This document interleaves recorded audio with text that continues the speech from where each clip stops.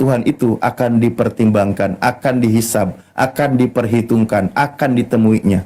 Nah, bagaimana ketika orang itu di dalam penghakiman Tuhan, dosanya lebih banyak daripada kebaikannya, tapi dia orang beriman, maka dia disiksa dulu di neraka, tapi nanti dia abadinya di surga. Maaf kata, misal dia mengalami siksaan karena dosanya yang begitu banyak selama 1000 tahun. 1000 tahun dia disiksa di neraka. Setelah itu dia hidup di surga selama-lamanya, entah ribuan jutaan tahun, miliaran tahun, nggak tahu. Selamanya abadi dia di surga.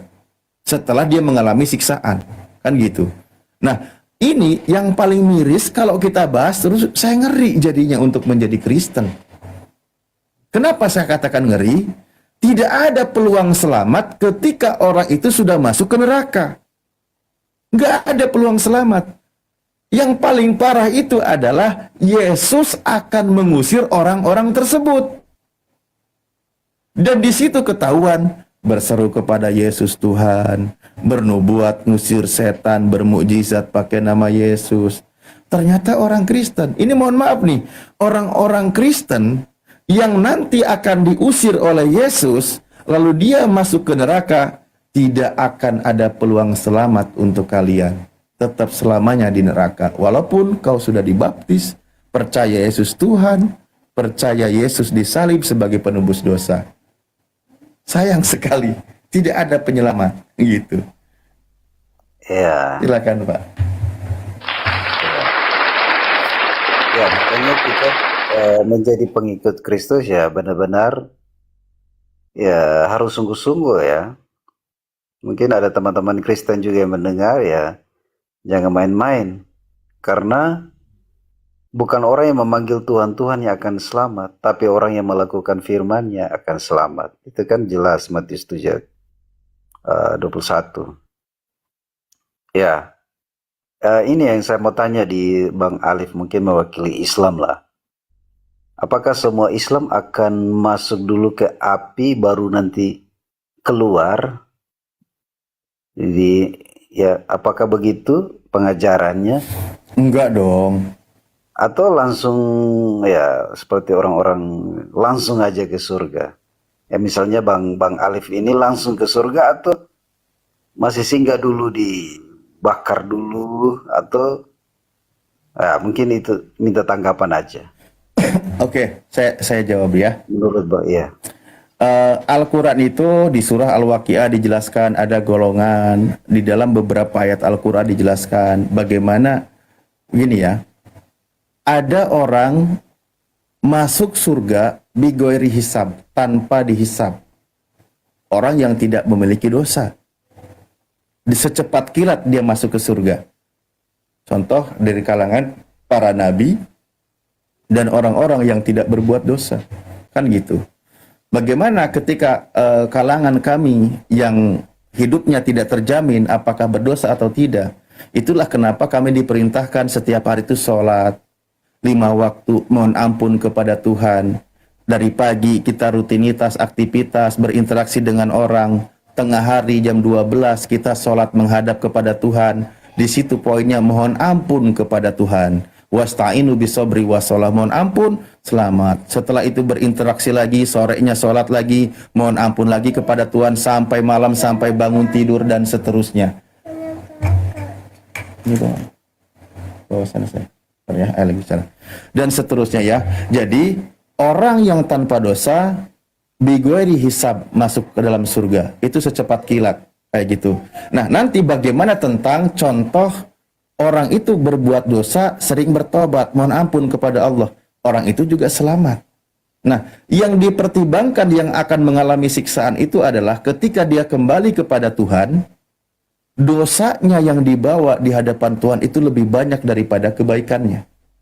Itu bentuk keadilan Tuhan, nanti orang itu mengalami siksaan sesuai dengan kadar dosanya. Dosa yang dia bawa ke hadapan Tuhan, dosa yang dia tidak pernah bertobat ketika di dunia, kan gitu. Nah, orang itu mengalami siksaan di hadapan Tuhan. Adil, kenapa? Karena dia membawa dosa. Dosanya harus dibersihkan dulu. Saya bilang tadi, tentu bagaimana waktu dan lamanya kadarnya sesuai dengan dosa yang dia bawa. Itu nanti kembali kepada Tuhan yang Maha Kuasa, kan gitu. Bagaimana berapa lamanya? Setelah selesai habis dosanya, baru dia kembali ke surga, abadi dia di sana. Karena dia tidak membawa dosa. Makanya Rasulullah menyampaikan dalam penjelasan beberapa ayat, yakhruju minan nar man kana fi qalbihi misqala dzarratin minal iman. Akan dikeluarkan dari siksa neraka bagi orang yang ada di dalam hatinya sebesar biji zarah pun dari iman. Sekecil apapun ada iman di dalam hatinya, maka dia akan selamat, akan dikeluarkan dari siksa neraka setelah habis masa dosanya, kadar dosanya. Poinnya adalah sedosa-dosanya umat Islam, hidup abadinya tetap di surga. Kenapa harus ke neraka dulu? Ya karena itu konsekuensi dari berbuat dosa.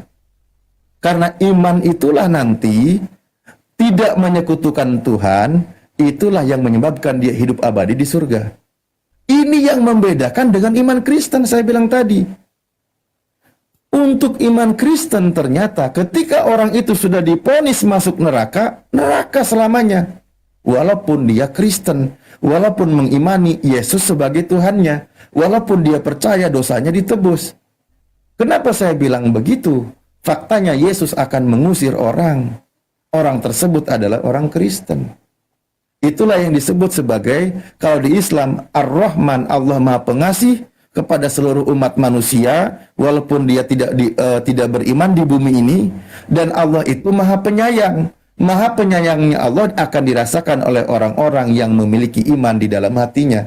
Tuhan menyayangi manusia yang punya iman di dalam hatinya akan diselamatkan dari siksa neraka setelah kadar dosanya habis. Begitu, Pak. Ya. Ya, penting saya sudah dapat informasi ya. Tapi kalau bagi saya, bagi kekristenan ada orang dalam, Pak. Jadi aman aja kami, Pak.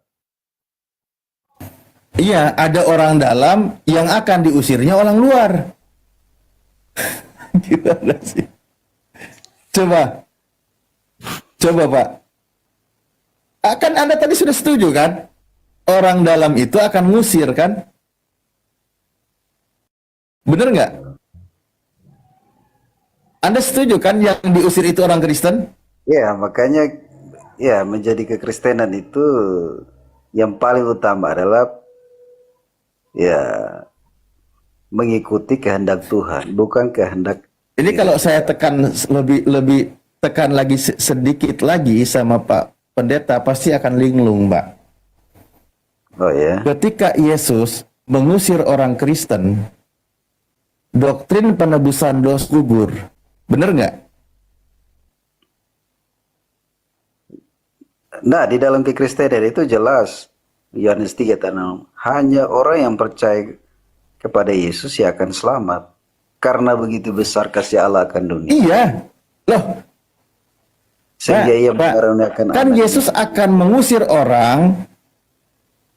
Yesus akan mengusir segolongan orang yang percaya Yesus Tuhan, bahkan sampai ada levelnya bernubuat, bermujizat, ngusir setan pakai nama Yesus. Ya. Itu akan diusir oleh Yesus kan? Bener nggak? Bener nggak? Iya, kalau itu Pak, jadi kita begini. Memang itu nanti kita bisa bicara khusus ya, misalnya di acara pembahasan. Bukan, Tapi orang yang gini. mengikuti Kristus itu memang harus benar-benar menyelipkan daging ya Pak, maksudnya begitu. Ada keinginan Ya, daging. yang nyelipin daging mulu. Iya Pak, di dalam Pak, Galatia. dengerin Pak. Pak, Keinginan artinya daging gini ada. loh Pak. Ketika Yesus akan mengusir orang-orang Kristen tersebut, doktrin penebusan dosa, percaya Yesus Tuhan, mati di kayu salib, masuk surga, itu gugur Pak. Itu kan bukan ucapan Yesus memang, tapi doktrin yang selama ini diimani oleh Kristen itu gugur. Bener nggak? Nggak jadi itu penebusan dosa. Itu loh poinnya. Jadi iman orang-orang Kristen yang selama ini mengimani, percaya Yesus Tuhan mati di kayu salib sesuai Roma 10 nomor 9, itu gugur dengan pengusiran yang akan dilakukan oleh Yesus. Iya. Jadi di sini penebusan dosa itu nggak ada. Pak, kalau mau bicara Iya. diusir itu ada sebabnya, Pak. Bisa baca di ayat 15 itu. Ya, Ada betul. Mengikuti nabi palsu, pengajar palsu. Tahu itu. Makanya itu saya ada bilang, sebabnya. terindikasi yang diusir di situ orang Kristen atau bukan orang Kristen, Pak?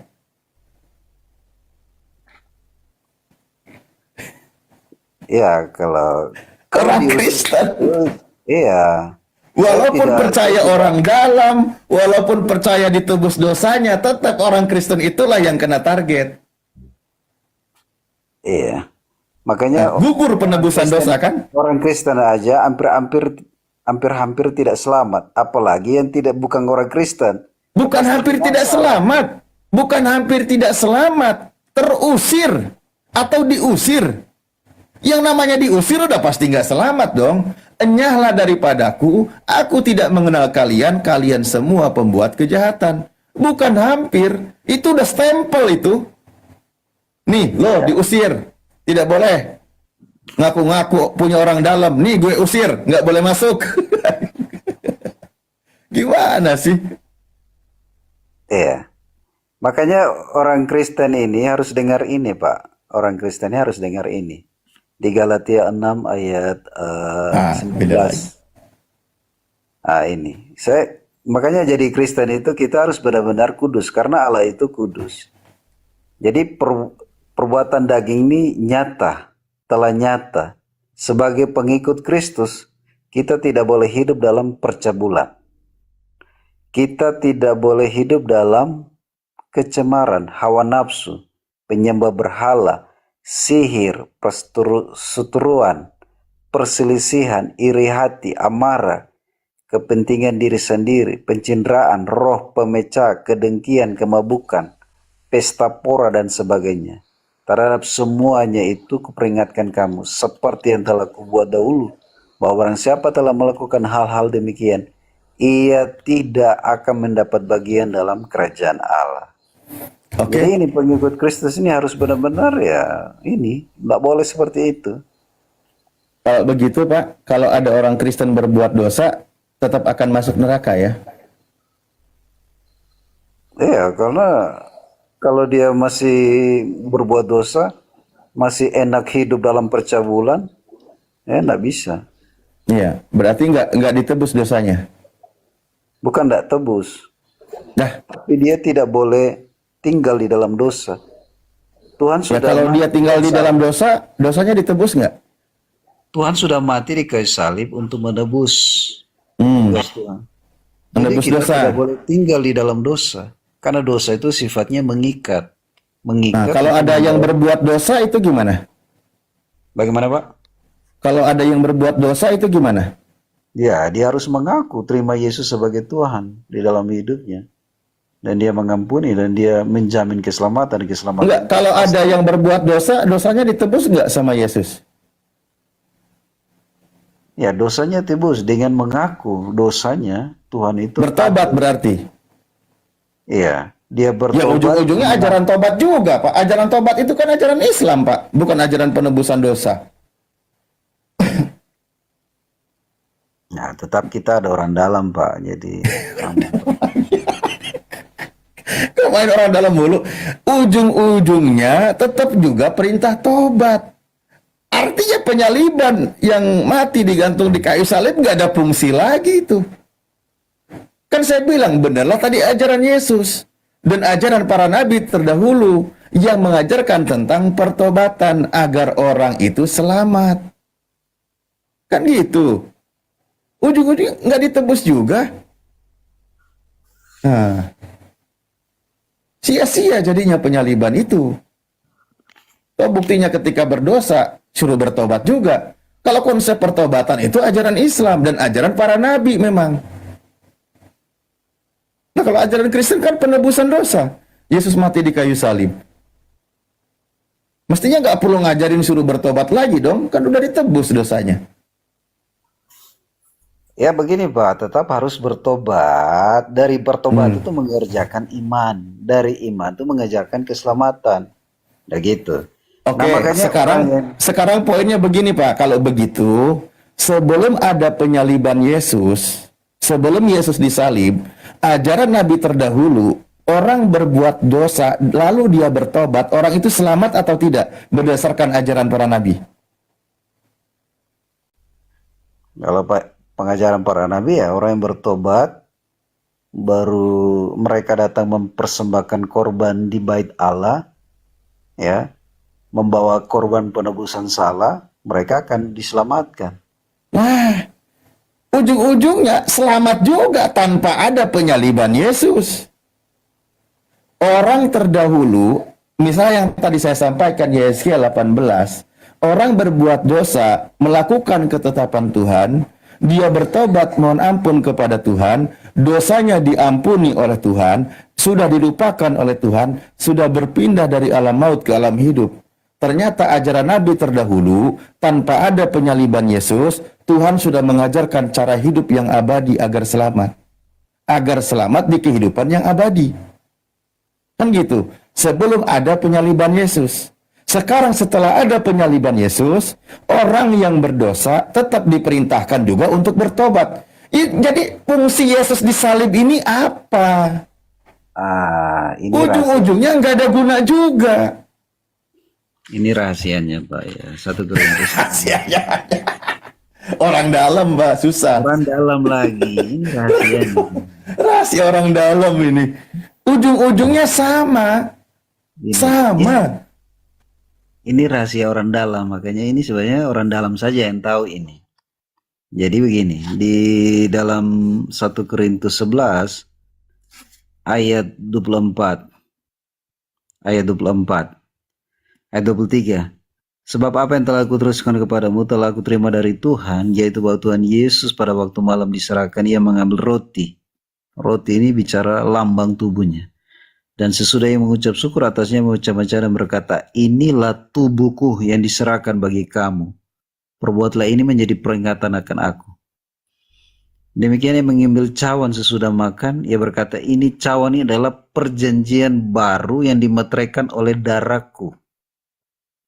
Darahku. Jadi ada tubuh dan darah Yesus sebagai lambang jaminan keselamatan bagi orang Kristen, Pak. Inilah, ini rahasia, ini cukup orang dalam yang tahu, Pak. Anda kan tadi sudah bilang, malah main darah-darahan lagi.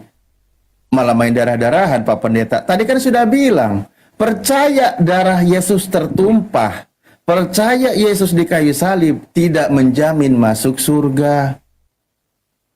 Tetap ketika berdosa disuruh bertobat. Artinya apa? Penyaliban terhadap Yesus gugur juga konsep itu. Sekarang tanpa ada penyaliban Yesus, Tuhan sudah menyelamatkan manusia. Bagaimana caranya? Nyuruh bertobat juga. Kan gitu. Mau Bapak main darah-darahan, mau main tubuh-tubuhan, mau main kejepit-kejepitan, tetap aja terusir.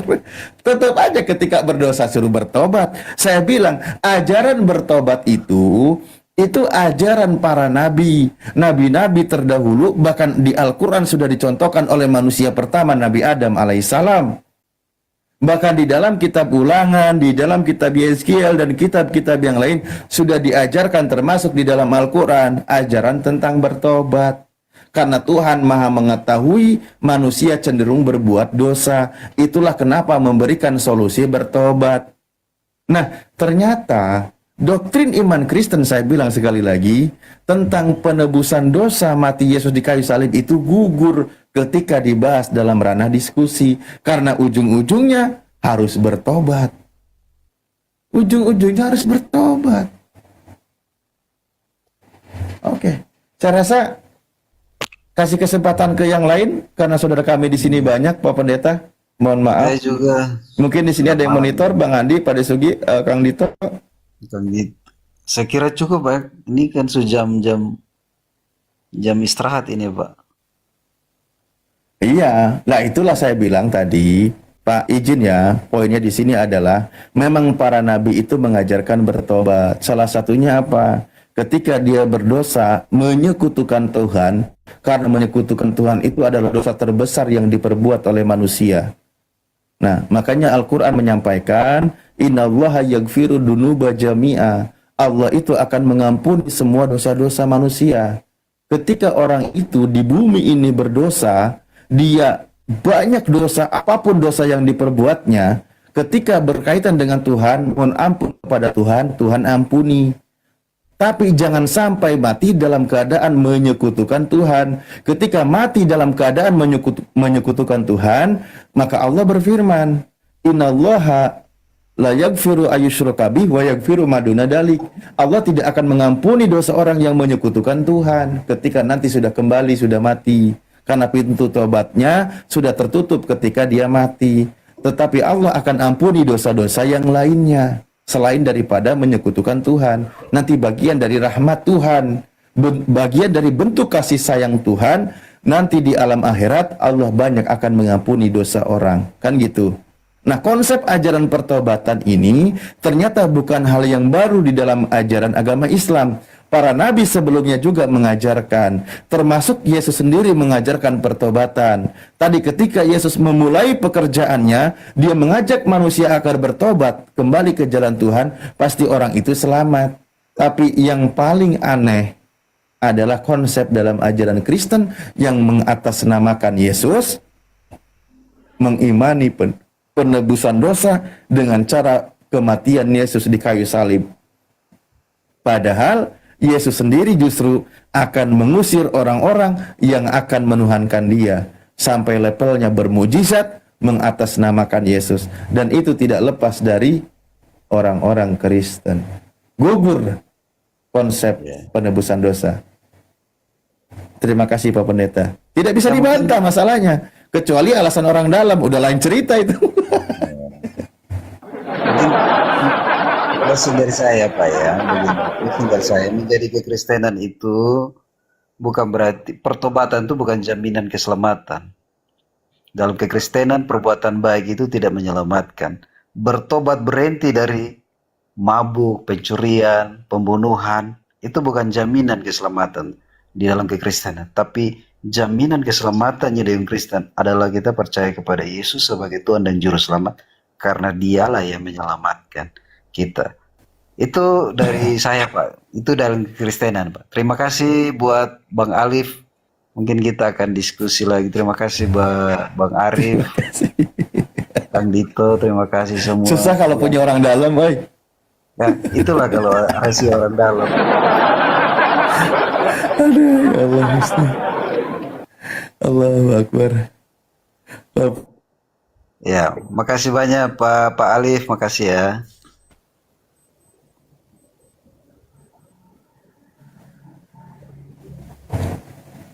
Oke, saya kasih kesempatan yang lain dulu. Mohon maaf, kelamaan saya ya berbagi.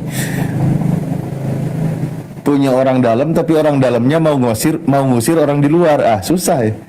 Susah itu. Oke, makasih Bang. Kita mau istirahat dulu. Kasih ya Pak. Siap, sama-sama, makasih. Aduh, ya Allah. Susah guys, punya orang dalam. Mau bilang apa kita? Tapi itu doktrin ya. Ya sebenarnya lagi ngelucu. Tapi ya susah juga sih kalau imannya begitu. Tapi faktanya memang data yang tidak bisa dibantah. Karena selama ini loh, orang-orang Kristen ketika berdiskusi selalu dia mengatakan, ngapain dicuci dulu? Jadi Kristen itu percaya Yesus Tuhan masuk surga. Doktrinnya, klaimnya, ucapannya. Kan gitu. Tapi begitu kita bahas, ternyata lebih logis dalam ajaran Islam. Mohon maaf nih, untuk semua umat Rasulullah Nabi Muhammad SAW, ketika dia tidak menyekutukan Allah, dia percaya Nabi Muhammad sebagai utusannya, walaupun dia hidupnya banyak dosa, walaupun nanti disiksa di neraka, tapi tetap abadinya hidup di surga. Tapi orang Kristen tadi, walaupun percaya Yesus Tuhan, ketika dia mati dalam dosa, dia masuk neraka, abadi di neraka. Percuma ibadahnya, percuma jadinya. Loh, kalau begitu tidak ada maha penyayangnya dari Tuhan. Apalagi ada juga yang akan dijamin diusir oleh Yesus. Udah gitu nggak ada peluang selamat, selamanya lah di neraka. Itulah kelebihan mengikuti ajaran Rasulullah SAW. Semoga kita semua insya Allah berjumpa di jannahnya. Amin ya Allah ya Rabbal Alamin. Dan teman-teman yang muslim di sini menjadi saksi. Kita saling menguatkan, saling mendoakan, saling mencari nanti. Kalau kalian tidak mendapati aku di surga, tolong carilah aku. Kan gitu. Oke. Silakan. Ini ada Doli SA, ada pilot jalan.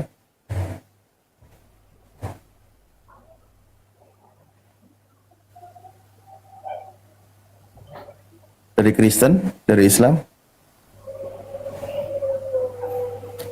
Tenang teman-teman Kristen, gak usah takut kalian. Kita sudah punya orang dalam.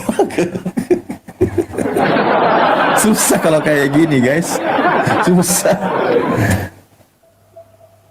Ibarat cuma pendeta punya jemaat, jemaatnya ratusan ribuan. Gak usah pusing. Nanti kalian auto masuk surga udah punya orang dalam kita. Klaimnya, pengakuannya, aduh ya Allah. Mana main daging kejepit lagi, aduh.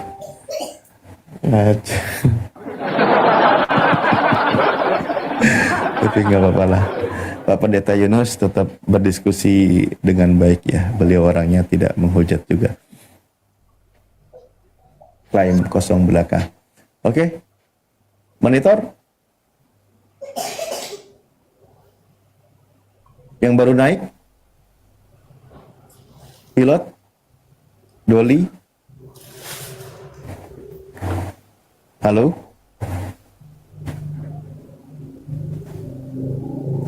Jadi sebenarnya sambil nunggu lah ya.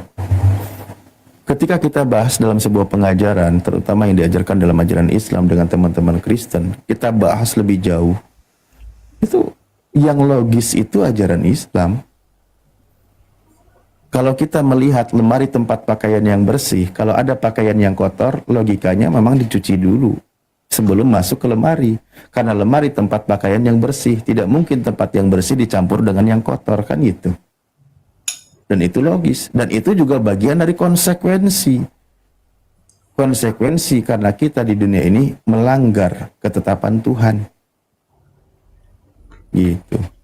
Tapi yang aneh itu sebenarnya nggak masuk sih tadi. Katanya dosanya ditebus. Katanya dosanya ditebus Yesus. Tapi Yesusnya sendiri nanti akan mengusir orang yang mengaku dosanya ditebus. Kan bingung ini. Nggak masuk ini. Coba. Yang Kristen siapa di sini yang baru naik?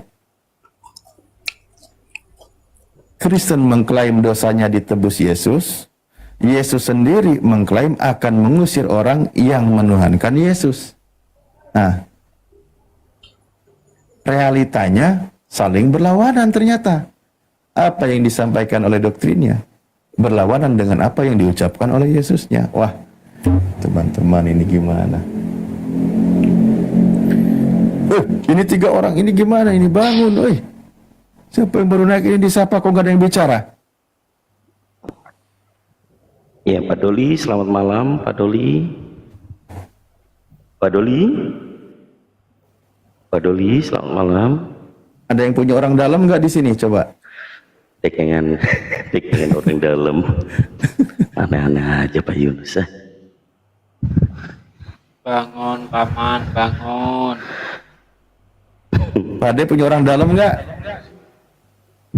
Punya dong. Punya. Punya. Selamat berarti ya? Selamat asal mengikuti apa yang diperintahkan orang dalam ya selamat. Kalau mereka tadi udah pokoknya percaya aja udah punya orang dalam. Ya udah, ada bisa, ada syaratnya di Islam. Kalau kami punya orang dalam, tapi tidak semudah itu. Harus mengikuti segala apa yang pernah diajarkan.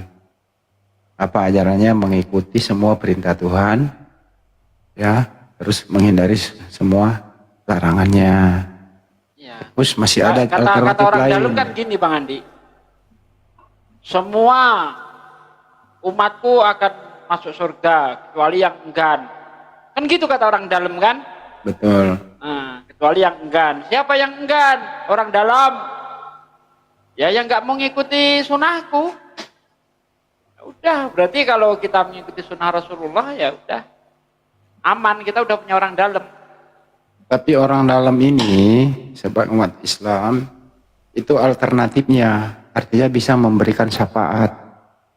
Itu kalau orang dalam sebagai orang Islam ya, Nabi Muhammad Shallallahu Alaihi Wasallam.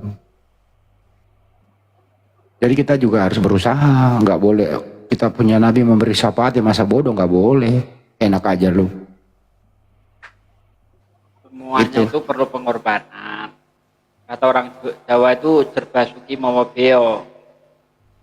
Segala sesuatu itu perlu pengorbanan. Untuk bisa dapat istri aja saya harus berkorban. Jebak istri di kereta api kan. Kalau udah gitu mana bisa punya istri?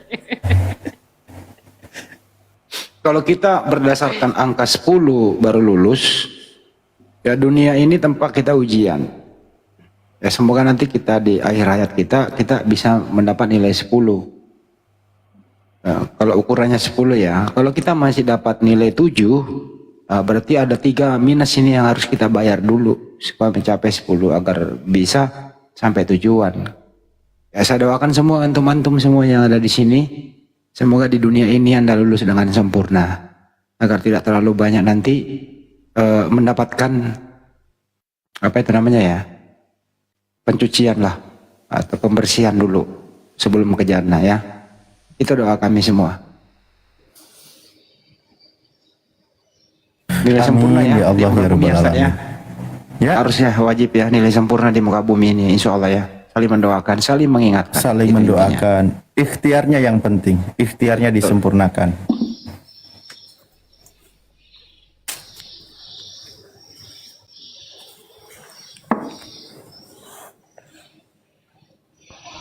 Yang baru naik silakan. Ada yang bisa dibanting? Dibantu. Berada. Juri. Ini pernah naik kok diam-diam baik. Halo Bang Juri. Bang Juri.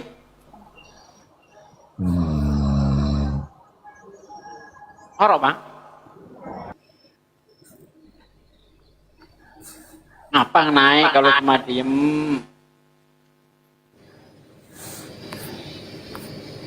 Halo Bang Juri. Malah di mute. Halo Bang Juri. Islam Kristen Bang. Ngomong dong, ngomong. Apa itu doktrin?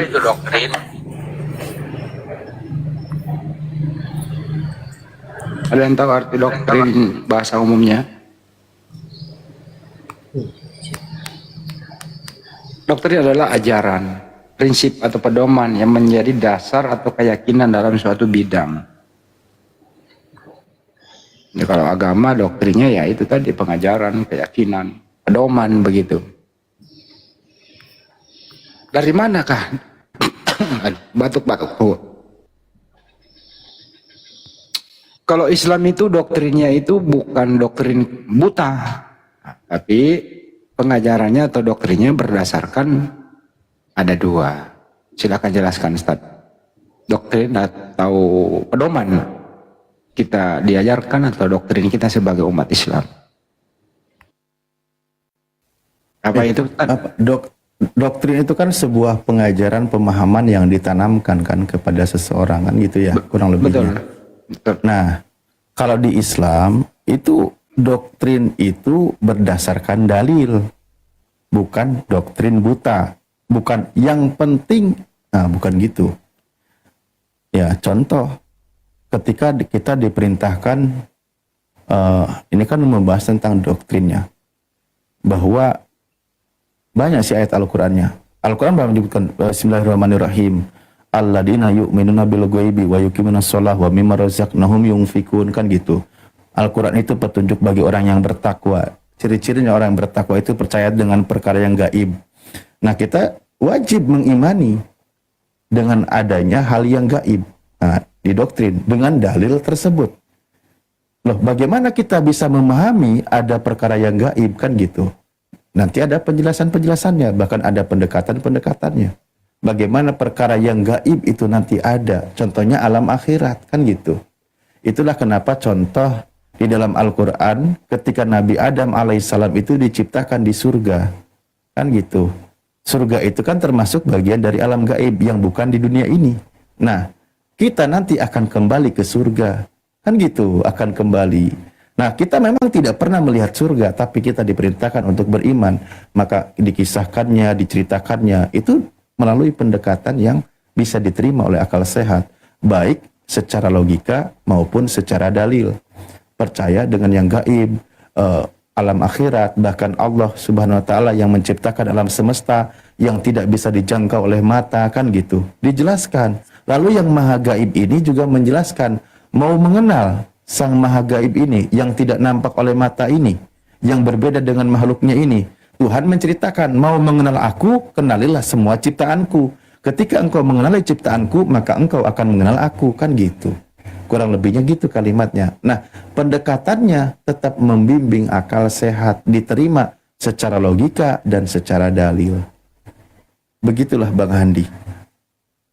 Doktrin umat Islam itu ya tadi ya, tetap ada basicnya, ada dasarnya, yaitu kitab suci, penjelasannya di hadis. Ada dua ya tadi ya, rukun Islam sama rukun iman. Itulah tadi yang dijelaskan. Jadi doktrin umat Islam itu bukan doktrin buta, tapi ada dasarnya. Dari mana itu? Ya dari yang maha kuasa. Doktrinnya ada di sana, yaitu di kitab suci. Penjelasannya ada di hadis.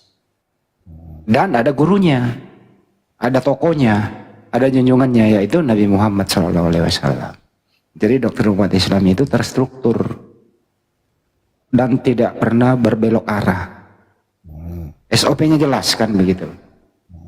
Kalau ada doktrin yang tidak berdasar, ya mohon segera berpikirlah. Enggak bolehlah asal imani saja, kan nggak boleh begitu.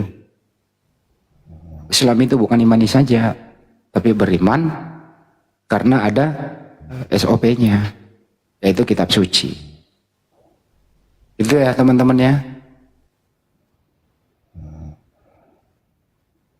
Tapi kalau berdasarkan diskusi tadi sama pendeta siapa tadi? Pendeta Yunus Ustaz Alif, kayaknya doktrin pendeta tadi terlalu dalam itu. Dalam banget ya. Mainannya orang dalam aja. Apapun isi dalilnya, pokoknya buat orten-orten tenang, punya orang dalam. Itu bahayanya.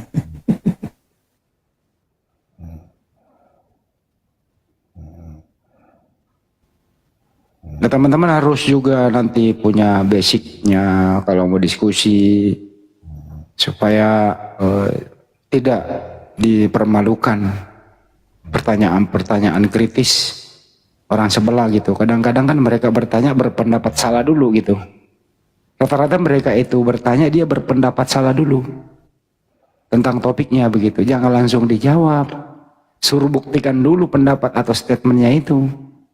Kadang-kadang sebagai orang pemula langsung menjawab, ya pasti lu nggak bisa menjawab. Kenapa? Karena statementnya salah, lo mau jawab gitu loh. Suruh buktikan dulu kalau dia berpendapat. Kecuali dia bertanya tanpa berpendapat dulu. Hati-hati.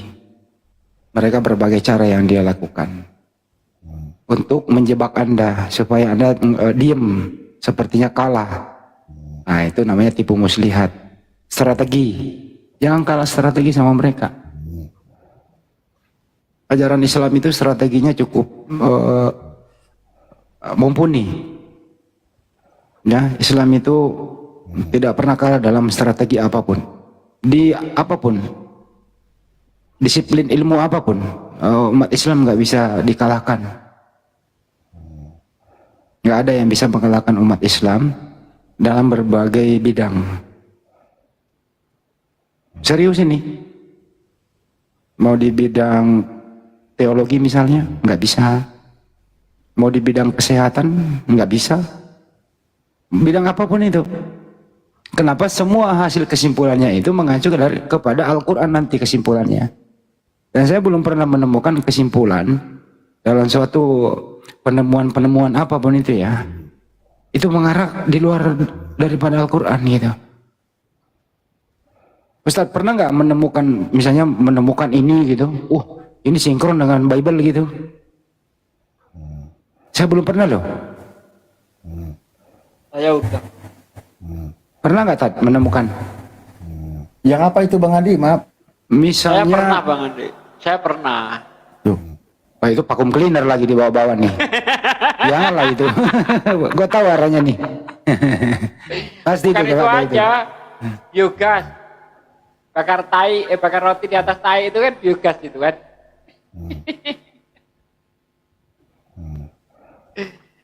Misalnya ada ilmu kedokteran mengkaji mengenai embrio. Mulai dari terbentuknya pertama kali alaka sampai janin gitu, dibungkus dari tulang belulang dan seterusnya, kesempurnaan, dan itu kan mengarah ke Al-Quran juga Pak De, bukan kepada Ayub. Kalau Ayub kan beda Pak De. Masih ingat Ayub 10 Pak De? Bukan kau Tuhan, bukankah engkau Tuhan yang mencurahkan aku seperti susu dan mengentalkan aku seperti keju. Tulangnya di luar Pak De. Itu ayat selanjutnya. Aku terbuat dari susu dan keju kan gitu ya. Dan susunannya itu kalau nggak salah itu tulangnya di luar kan gitu. Ditusukkan Bang Andi. Ya, Tusukkan tulangnya. ya itu. Ayub 10. Bang Juma dibawa naik dong Bang Juma. Sering-sering dulu, kangen sama suaranya nih. Gimana cara nariknya sih? Hah? Oh ini. Otennya dulu. Hah? Gimana cara nariknya? Gua nggak ngerti. Jadi ini kan gini nih. Bukan Mengenakan kulit dan daging. Ini udah naik. bukan minta ditarik, udah request. Wah, sadis ini moderator. Enggak ada yang angkat ini. Serta menjalin aku dengan tulang dan urat. Menjalin Assalamualaikum itu kan tusuk-tusukan. warahmatullahi Waalaikumsalam. wabarakatuh. Waalaikumsalam warahmatullahi Waalaikumsalam wabarakatuh. warahmatullahi wabarakatuh. Nah ini kan baru datang Allahu nih, kita Akbar, Masya kita harus Allah. langsung kaji ilmunya nih, orang baru datang nih kan gitu ya. Ini Iya. ada pertanyaan serius ini. Iya, Pernah nggak Bang Juma menemukan atau membaca suatu artikel penemuan-penemuan baik bersifat apapun itu, akademik atau ilmu pengetahuan apapun itu iya, sinkron di luar Al-Quran? Sinkron dengan Bible gitu. penemuan sinkron dengan Bible. Ada sih Kalau banyak. saya nggak menyebut itu sinkron di luar Al-Quran, kitab apapun Ada itu. sih banyak. Seperti misalnya ditemukannya manusia kerangka, ada fosil yang mirip bentukan manusia tapi tidak menggunakan akal gitu loh. Bentuknya seperti manusia, fosilnya juga fosil manusia, tapi setelah ditelusuri ternyata makhluk yang menggunakan fosil tersebut ketika hidupnya itu tidak pakai akal. Itu Bang Hadi, sering. Nah, tadi saya sempat membaca, kenapa saya tertarik naik ke sini, karena ada yang bertanya di bawah apa yang ditemukan, apa yang menjadi temuan Al-Quran dalam hal ini, dalam kehidupan manusia gitu ya. Satu penemuan yang ditemukan oleh Al-Quran yang tidak ditemukan oleh keyakinan atau kepercayaan atau agama lain sebelum Islam itu adalah Al-Quran menemukan apa yang disebut akal. Agama lain sampai hari ini belum menemukan akal itu apa. Itu Islam itu luar biasa. Al-Quran mengatakan begini, A'udzubillahi minasyaitonirrajim.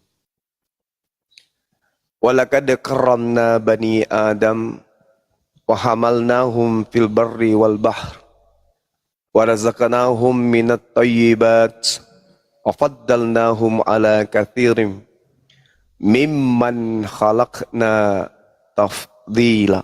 Itu kata Quran. Dan sungguh aku telah memuliakan anak cucu Adam, dan aku angkut mereka di darat dan di laut, dan aku beri mereka rezeki dari yang baik-baik, dan kami lebihkan mereka di atas makhluk yang kami ciptakan dengan kelebihan yang sempurna. Ini Al-Quran menemukan kelebihan manusia di atas makhluk yang diciptakan, dan kelebihan manusia di atas makhluk lain itu ada kelebihan yang sempurna. Apa itu?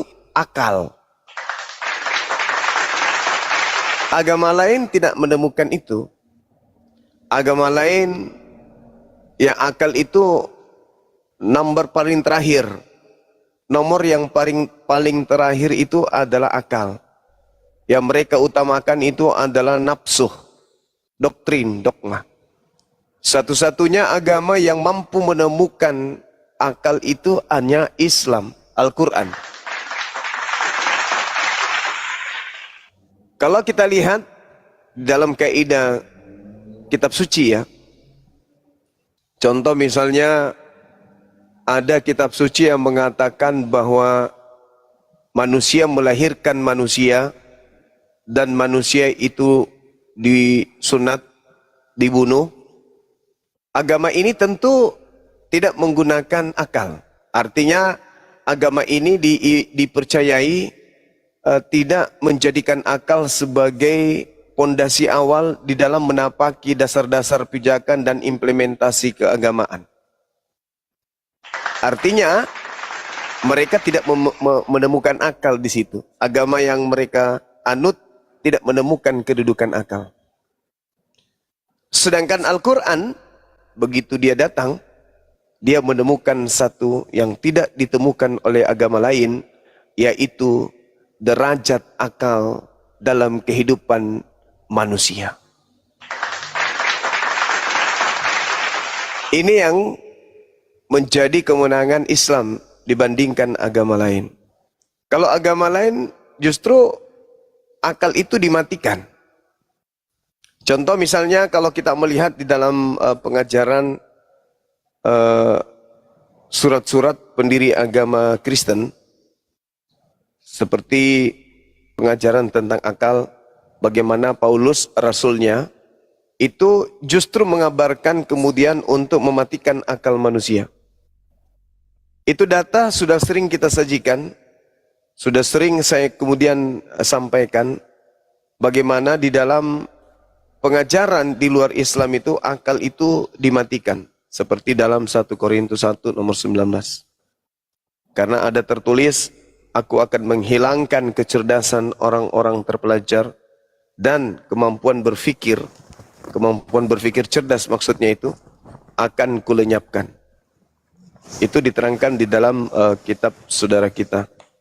Kemudian di dalam 2 Korintus 10 nomor 5, kami membinasakan pemikiran manusia dan merubuhkan ketinggian pengetahuan Tuhan. Kami menawan atau menahan pikiran dan menaklukkan kepada Kristus. Jadi pikiran atau kecerdasan itu ditahan. Itu ditahan. Tidak bisa dipakai. Semua digiring kepada Kristus. Akal nggak dipakai.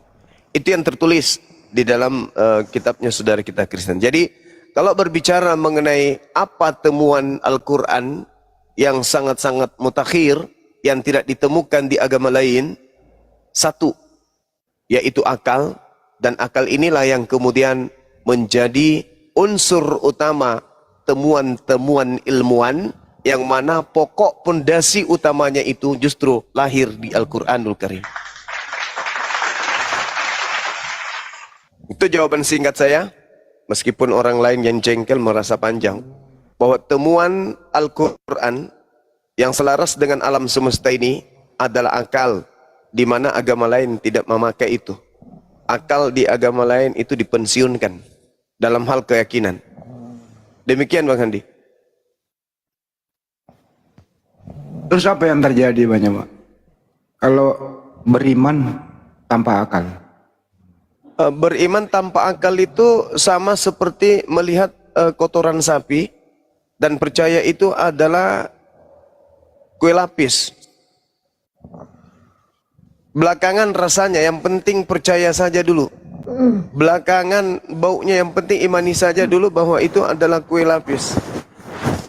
Padahal menurut akal itu adalah kotoran sapi, tapi karena diyakini sepenuh hati itu adalah kue lapis, dimakan pun belakangan urusan. Gitu Bang Andi. Dia kalau mengimani suatu makhluk yang pernah ada di muka bumi ini adalah Tuhan, artinya sulit dijelaskan dengan akal gitu. Iya, memang nggak bisa. Akal tidak akan pernah bisa menemukan itu. Karena akal itu ketika digunakan dengan standarisasi atau kadarnya, maka tidak ada orang yang menggunakan akal yang bisa memahami itu, karena tidak masuk akal. Nah, kalau di Islam, wajib hukumnya Islam, akal, wahyu itu tidak bisa terpisah. Karena itu adalah satu kesatuan yang tak bisa kemudian terpisahkan. Begitu Bang Andi. Ini topik teman-teman ya. Jadi banggalah ya sebagai orang Islam. Harus, wajib. Iman kita sesuai dengan akal, masuk akal itu ya. Iya. Islam sama dengan akal, akal sama dengan Islam. Karena yang menemukan akal hanya Islam. Agama lain enggak. Kalau diakal-akalin boleh nggak? Diakal-akalin kayaknya terlalu tinggi derajatnya. Diakal-akalin itu artinya terlalu tinggi derajatnya. Maksudnya sampai kepada akal-akalan pun enggak. Ya artinya percaya saja. Sama seperti yang tadi, kotoran sapi, percaya saja bahwa itu adalah kue lapis. Udah selesai. Masalah rasanya ya nanti dibawa kubur lah baru mereka tahu. Yang penting makan aja dulu. Contoh nih gini, kan pernah ada manusia turun nih di Bani Israel, utusan Tuhan begitu. Terus diakal-akalin dia adalah Tuhan. Itu bisa ketemu nggak tuh dengan akal sehat? Oh nggak bisa. Nggak bisa Bang Andi. Seperti misalnya seekor sapi diakal-akalin itu adalah kucing, itu nggak bisa. Hanya orang gila yang bisa mengatakan itu, wah sapi adalah kucing. Hanya orang gila. Kalaupun dia tidak gila, dia orang itu tadi, orang yang mematikan akal, yang tidak sampai kepada status akal. Dia tidak gila, tetapi agamanya tidak menemukan akal. Nggak ada akal bagi mereka. Karena Islam itu sama dengan akal, akal sama dengan Islam. Di luar Tapi itu saya- nonsen. Ya. Tapi saya nggak percaya kalau siapapun di luar sana itu pasti masih punya akal. Buktinya dia bisa berdagang, bisa tahu 50 ribuan, 100 ribu banyak, berarti masih punya akal dong.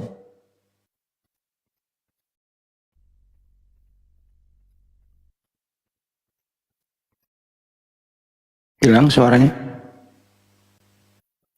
Masih ada akalnya kok. Uang 100 ribu nih dia pegang. Belanja 30 ribu. Masih punya akal lah, kembali 70 ribu gitu. Urusan kayak gitu masih punya akal loh. Gimana itu? Banyak makanya lost audio nih. Chat. Gimana? Saladip? Dibantu Ya, dulu itu- banyak. Gimana? Itu mungkin jadinya akal bulus itu Bang Andi, akal bulus yang dipakai. Kalau cuma ngerti duit aja ya akal bulus lah. Enggak, kesimpulannya kalau untuk urusan dunia itu akal berfungsi, tapi kalau untuk urusan kehidupan selanjutnya ya kurang lebih seperti itu. Lanjut Pak Deh, aku mau minum dulu. Ya, jadi di agama sebelah ini mulai dari awal itu Tuhan sudah tidak menghendaki manusia itu berakal. Karena Adam itu ingin berakal sampai dia dibuang dari Taman Eden kan. Karena kita tahu ya, kalau kita lihat cerita di Bible itu, ketika Adam setelah makan buah itu, dia akalnya berfungsi. Tapi sebelum makan buah nggak berakal dia. Nah, Tuhan dalam Bible menghendaki supaya manusia itu tetap keadaannya seperti itu. Telanjang bulat, tidak pakai baju, ya kan, kontal-kantul ke sana kemari, dan tidak berakal. Jadi Tuhan tuh menghendaki manusia kayak monyet. Itu tadi yang diungkit Bang Juma itu tadi, yang pertama itu, penemuan Bang Juma itu cocok itu, di Bible ada itu.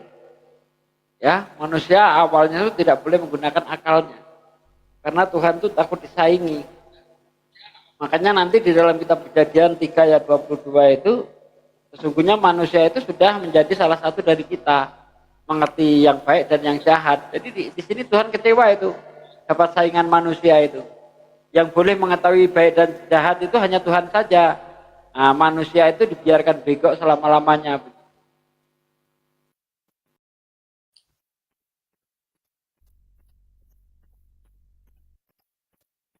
Ini disambut dulu nih yang baru datang nih. Tambah dulu, aku mau minum. Iya. Katim, monitor Katim, selamat pagi. Katim. Selamat malam. Iya, malam. Pak Kapo, selamat malam Pak Kapo. Monitor Pak Kapo. Malam semua. Selamat malam. Oke, Ya, ya. terima kasih sudah di host. Terima kasih Bang. Ya, silakan. Mungkin tadi ada mau sanggahan atau bantahan terkait bahwa Islamlah yang menemukan akal. Di luar daripada Islam tidak ada temuan akal. Silakan. Oke, itu sebenarnya Bang Juma itu menjawab pertanyaan saya yang tadi saya typing di bawah. Yang saya tanyakan itu, apa penemuan dari orang Islam yang berguna bagi masyarakat, bagi manusia? Bang Juma bilang akal. Sementara agama Islam lahir itu di abad ke-6 setelah Nabinda berumur 40 tahun dan Allah lahir di situ. Bagaimana bisa Allah lahir nih kamu pada dapat saat dari dia mana? lahir akal tiba-tiba ditemukan di situ? Pakai data Allah lahir Gimana itu Bang? di mana? Kenapa Bang? Allah lahir itu kamu dapat data dari mana? Karena sebelumnya tidak memakai nama Allah Bang. Jadi Hanya walaupun Nabi saja iya, yang sabar Bang. Hanya Nabi saja yang merubah ilah Itu kalau kau bersandar pakai Yunani. di mute. Kalau bersandar di Kenapa? Al-Quran nggak Kok ada di-mute? itu. Aku pakai standar Yunanimu, Ya, jangan kok di-mute? mengkritik Kenapa, begitu. Nggak boleh, itu salah lo. jangan framing. Ya, Jangan kenapa framing. Islam Allah itu tidak dilahirkan. Oh, Kau bilang Allah lahir pula, kan itu namanya menghina kau. Jadi gini, biar saya jawab. tadi Bang Sugi kan bilang saya bernarasi, terus Iya, tiba-tiba kalau dipotong. Di mau mana narasi itu pakai data dong. akal dan adab yang Abang bilang tadi, akalnya di mana? Akalnya gimana? Gini aja deh. Terus di mute, Gini akalnya aja. di mana? Gini aja. Masuk akal nggak Tuhan itu dilahirkan di muka bumi? Masuk akal nggak? Ah, ini udah kemana-mana. Kita lagi Tadi kau bahas bilang apa Bang tadi Allah Dito? lahir. Bang Handi Selebes. Kau tadi bilang Allah itu Gak usah lahir. buru-buru. Ini kan bahasa akal ini kan bahasa akal, Bang. Ini masuk akal nggak? Maka pertanyaan Bang Adi bisa masuk itu. Ini kan apakah Kristen ini menggunakan akal atau tidak? Ya, Banyuma, silakan Banyuma. Iya, sorry. Jadi gini, saya pertanggungjawabkan ucapan saya. Sampai hari ini agama Kristen belum menemukan akal. Mari kita uji. Masuk enggak di akalmu ada Tuhan bernonot? Coba kau jawab dulu. Masuk enggak dalam akalmu ada Tuhan bernonot, Tuhan netek sama manusia? Masuk enggak di akalmu? Masuk Bang. Coba. Karena Tuhan yang saya itu adalah manusia Bang. Nah, itu dia. Yang saya sembah itu adalah manusia. Coba kamu definisikan Tuhan itu apa?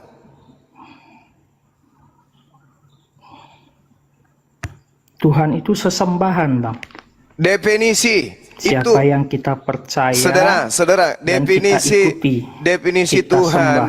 Definisi Tuhan itu yang maha kuasa, yang maha pencipta. Ntar dulu, Bang Juma. Tadi kan saya sudah jawab, Bang Juma. Sekarang saya pengen tahu. Betul, saya juga membantah Tuhan, jawaban. definisi saya nyarinya. Ya, definisi Tuhan. Coba yang kamu Abang cari di sembah Google itu dulu. siapa? Coba kau cari di Google dulu. Tuhan itu apa? Coba. Nggak usah. Oh, Anda enggak berakal. Anda Tuhan belum itu menemukan akal penguasa, berarti. Pemimpin, orang yang menjadi Kok orang? Di mana Tuhan itu orang? Di mana? mute. Kamu dapat di mana itu? Orang itu adalah Tuhan itu orang. Di mana? Kamu dapat di mana? Kenapa Tuhan takut? adalah orang. Enggak. Atau kenapa engkau di-mute saya? Enggak ada Kenapa? orang takut sama orang yang belum menemukan akal. Ya, jangan di-mute lah. Nah, makanya jangan ngomong sendiri. Kalau takut, bilang takut. Jangan ngomong sendiri. Gitu. Jangan ngomong sendiri. Sekarang Tuhan itu, definisi Tuhan itu, coba kamu dapatkan Tuhan itu adalah orang itu di mana?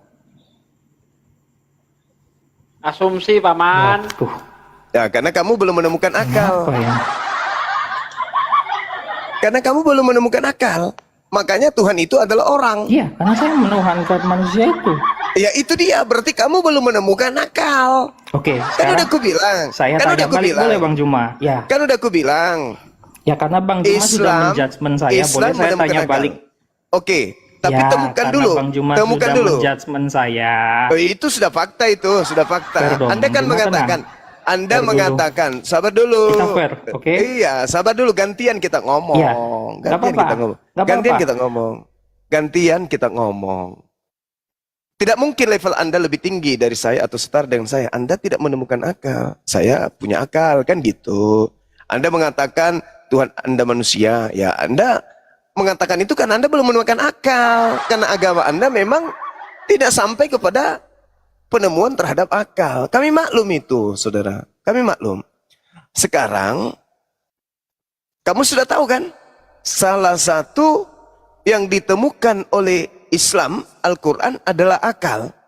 Dan kamu sudah mengakui agamamu menuhankan manusia. Berarti benar yang saya katakan. Hanya Islamlah yang menemukan akal itu. Kristen tidak menemukan akal. Oke, sekarang giliran Anda bertanya. Silakan, syukran. Tadi kan Bang Juma bilang karena saya tidak berakal, saya menuhankan manusia, yang menurut Bang Juma salah. Oke. Bukan Sekarang salah. saya tanya, siapakah yang Bukan Bang... salah, tapi Loh, tidak masuk gimana? akal. Enggak, saya luruskan dulu, Bung. Saya enggak Oke, mengatakan tidak kamu masuk salah. akal. Saya cuma Oke. mengatakan agamamu belum menemukan akal. Begitu, Dek. Oke? Paham ya sampai situ ya? Nah, jadi jangan kau Oke. framing. Nah, silakan. Sekarang coba Bang Juma definisikan siapa Allah itu. Allah. Sederhana. Iya, Sederhana Allah. sekali. Oke. Allah adalah pencipta langit dan bumi. Dah.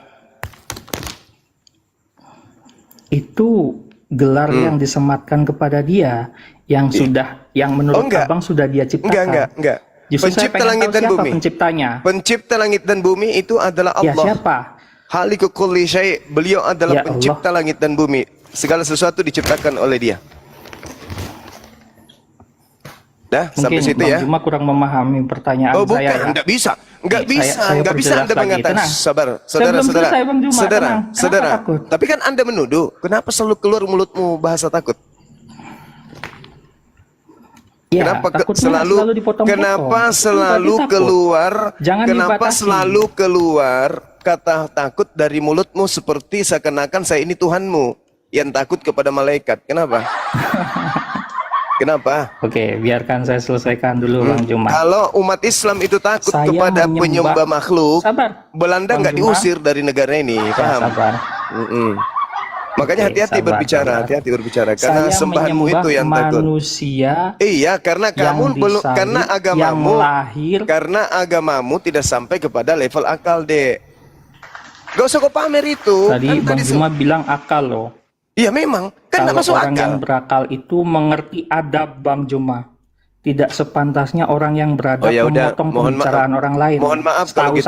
setahu saya. Mohon maaf, silakan Anda turun karena saya tidak level diskusi dengan orang yang tidak berakal. Boleh? Iya, oke lah. Boleh Anda ke bawah? Oke. Boleh? Oke, makasih. Terserah Abang Zuma lah. Iya, makasih. Makasih ya, Dek. Makasih. Maaf, saya nggak mau berdiskusi dengan binatang. Saya maunya diskusi dengan, ya minimal sedikit agak mirip-mirip manusia lah gitu ya. Silakan yang lain, mungkin masih ada yang masih bisa diwaraskan. Bagaimana mau berakal kalau Tuhannya adalah manusia? Akalnya Tapi gimana? satu hal yang menarik Bang Handi. Manusia-manusia seperti ini yang tak berakal, ketika membahas Islam itu gunakan akal. Hati-hati loh. Mereka ketika membahas Islam, mereka menggunakan akal. Bagaimana caranya untuk menemukan kelemahan di Islam. Tapi tidak akan pernah bisa ditemukan. Tapi ketika berbicara mengenai agamanya, otak nggak ada. Tuhan adalah manusia. Mereka mengakui menyembah manusia. Semuanya pasrah. Pasrah lebih rendah dari kerah. Kerah ditanya, nggak mungkin mereka menyuhankan kerah, enggak. Tapi kalau giliran bertanya tentang Islam, wah, level profesor. Tapi kalau dibahas Tuhannya, pokoknya pasrah. Pasrah sepasrah-pasrahnya seperti benang basah yang ditegakkan. Langsung lunglai. Tapi kalau bahas tentang Islam, paling kritis sedunia. Itulah sifat ular. Ular tua dari neraka yang turun ke bumi. Gitu.